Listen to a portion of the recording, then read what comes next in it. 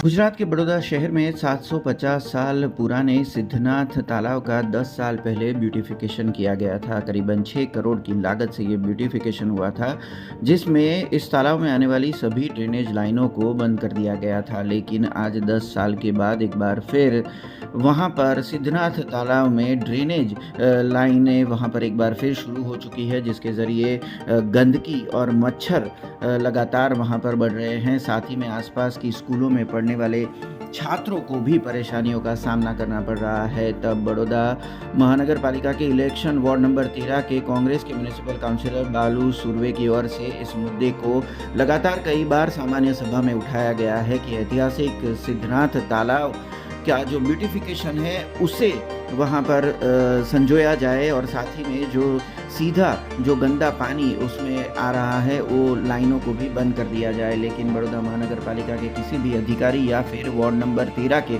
किसी भी कर्मचारी की ओर से अब तक इस मामले पर किसी भी तरह की कार्यवाही नहीं होने के चलते आज एक बार फिर जो वार्ड नंबर 13 के कांग्रेस के म्युनिसिपल काउंसिलर बालू सुरवे हैं उनकी ओर से वहां पर मीडिया के सामने ये प्रश्न उठाया गया है कि आखिरकार सिद्धनाथ तालाब का ब्यूटिफिकेशन करने के बाद बड़ौदा महानगर पालिका इसको सुरक्षित रखने में क्यों नाकाम हुई है। तो आइए जानते हैं कि कांग्रेस के म्युनिसिपल काउंसिलर बालू सुरवे की ओर से बड़ौदा महानगर पालिका के जो पदाधिकारी है और जो कर्मचारी हैं उनके ऊपर सिद्धनाथ तालाब के ब्यूटिफिकेशन को लेकर क्या सवालों निशान लगाए गए हैं। અમારા વિસ્તારમાં ઐતિહાસિક સિદ્ધનાથ તલાવ, બાજુમાં નવનાથમાંથી એક ભોલેનાથનું મંદિર આવ્યું છે. 150-200 વર્ષ જૂનું ગણપતિ દાદાનું મંદિર છે, વિઠ્ઠલ ભગવાનનું મંદિર છે અને નાના બાળકોની શાળા છે. હજારો બાળકો શાળામાં ભણવા આવતા હોય અને કેટલા રહેવાસી અહીં રહેતા હોય અને આ ઐતિહાસિક તલાવ કહેવામાં આવે ને એના આજુબાજુમાં લોકોને સારી રીતે એનો ઉપયોગ કરી શકે એના લીધે 7-7 કરોડ રૂપિયા ખર્ચો કર્યો આપણે હોય અને એ સિદ્ધનાથ તલાવની અંદર ગટરનું ડ્રેનેજનું સીધું ને સીધું પાણી અંદર છોડી દેવામાં આવતું હોય. બહુ ખરાબ વાત કહેવાય, ચિંતાનો વિષય કહેવાય. અને દરેક સભામાં અમે વારંવાર સભામાં રજૂઆતો કરી છે, કમિશનરશ્રીને પત્ર લખ્યા છે, મોટા મોટા અધિકારી સ્થળ પર વિઝિટ કરીને ગયા છે, પણ ખરેખર આવી રીતે કોઈ પણ જગ્યા કોઈ પણ તલાવની અંદર ને આટલો જ્યારે ઐતિહાસિક તલાવ હોય એની અંદર સીધું ગટરનું ડ્રેનેજનું પાણી ના છોડી દેવામાં આવે એ તો બધાને ખબર પડતી હોય, પણ અધિકારીને ખબર નહીં પડતી, એ સમજણ નહીં પડતી.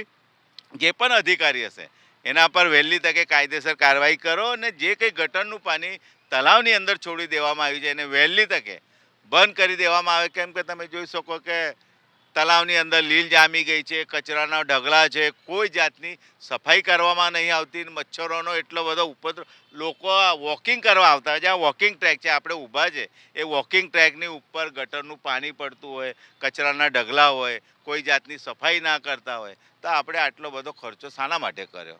તમે જોઈ શકો પહેલાં એના કરતાં તલાવ પાણી ભરેલું રહેતું હતું, લોકો એનો સારી રીતે ઉપયોગ કરી શકતા હતા.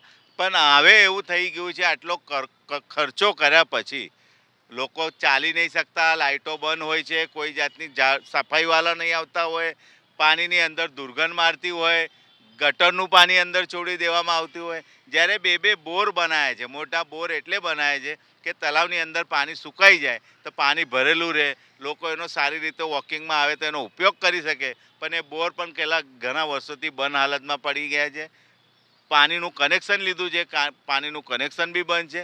એટલે અધિકારી અહીં જગ્યા પર કોઈ પણ સ્થળ પર વિઝિટ કરતા નથી, કોઈ પણ જોવા નથી આવતા ને કોઈ પણ અધિકારી હોય કે સત્તાધારી પક્ષ હોય એમને અમારા વિસ્તારની જરા પણ ચિંતા નથી એવું દેખાઈ આવે. પહેલાં તો આ તલાવમાં પાણી આપણે વરસાદનું જ આવતું હતું ખાલી, અને તલાવ પૂરેપૂરું ભરેલું રહેતું હતું. અત્યારે આ જે રિપેરિંગ કર્યા પછી એમાં પાણી રહેતું જ નથી અને ગટરનું પાણી છોડવામાં આવે છે. 2 બોર લાખો રૂપિયાના ખર્ચો કરીને બોરિંગ કરેલું છે. એ જ્યાંથી આ રિપેરિંગ કર્યું ને ત્યાર પછી એ બોરને તાળું જ વાગેલું છે. અમે કોઈ દિવસે યુઝ કરેલો જોયો નથી કે તલાવમાં પાણી છોડેલું બી જોયું નથી. અત્યારે કોર્પોરેશનનું કનેક્શન વરસ થઈ ગયું લીધેલું છે, તો એનું એ પાણી છોડતા નથી અને એના લીધે નીચેથી જે જૂનું કચરું છે એ ઉપર આવે છે અને આ પાછું ગટરનું પાણી આવે છે, એટલે મચ્છરોનો ત્રાસ થાય છે. આજુબાજુમાં જે વોકિંગ માટે કરેલું છે એની બાજુમાં જે ફૂલ ઝાડ વગેરે લગાડવાના હોય એની જગ્યાએ જંગલી વનસ્પતિ બધી ઊભી થઈ ગઈ છે. એના લીધે બી મચ્છરો વધી ગયા છે. એને સરસ રીતે સુરસાગરમાં જે રીતે કર્યું છે એ રીતે સાઈડમાં બગીચો કરીને લોકોને બેસવું હોય તો બેસાય બી ખરા લોન ઉપર, એવી વસ્તુ થવી જોઈએ. તે કશું થતું જ નથી. ખાલી ઉપરનો જે ચાલવાનું છે એટલું જ સફાઈ થાય છે, નીચે કોઈ સાફ સફાઈ કરવા આવતું નથી. આવી રજૂઆતો થાય એટલે 2-4 મહિને એકાદ વખત કોઈ આવીને સાફ સફાઈ કરીને જતા રહે છે. ફરી પાછું કોઈ જોવા આવતું નથી. એટલે કર્યો જ છે ને. ખાલી બોર્ડ ઉપર લખે છે આ લોકો કે સ્વચ્છતા રાખો, આ કરો.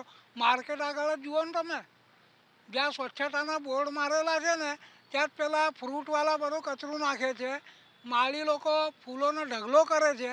કોર્પોરેશનની ઓફિસ આગળ જ આવી દશા છે, તો અહીંયા આવી દશા હોય એમાં કંઈ નવાઈ નથી. अब खबरों से लगातार अपडेट रहना हुआ आसान। BRG न्यूज आपके मोबाइल स्क्रीन पर आज ही BRG न्यूज की mobile app Google play store और ऐप स्टोर से डाउनलोड करें और खबरों से लगातार जुड़े रहें।